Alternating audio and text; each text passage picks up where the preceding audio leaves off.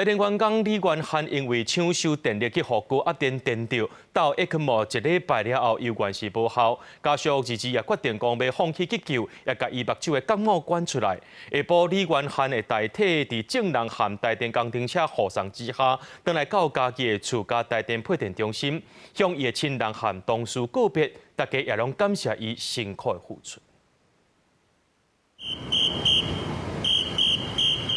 台电的工程车造成，带领载着台电员工李元汉代替车辆，一路对台南登来到家己市的厝，最后佫来到伊上班的所在，台电家己区厝的配电中心，甲做伙拍拼9年的同事告别。现场100-200几个台电员工是哪等目屎哪泪，强忍悲伤，迎接李元汉登来，也感谢伊的辛苦付出。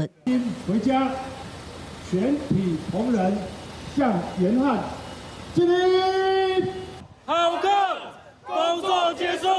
一路好走。浩克是同事替李元汉号的片名，汉超克个性好斗阵，来家己区厝服务9年啊。已经娶甫生囝，李元汉有2个查某囝，无论是家庭上也是工课上，李元汉的表现拢真受肯定。这摆因为风台抢修发生意外不幸往生，台电董事长表示，针对意外发生的原因，虽望台电内部有启动调查，不过因为劳检单位冇在查，因此因会尊重后续的调查结果。我们也一定会好好的检讨，我们要怎么样子来做好更多公安防护的一些相关工作，也给我们工作的同仁能够更好的劳动条件、更安全的保障。手机内底这张相片是李元汉团过爸爸最后身影。李元汉因为风台抢修去互高压电电着，到 ECMO 抢救1礼拜无效了后，家属日忍痛决定要放弃抢救，同时关出感冒。也有幸，我们还能选择让他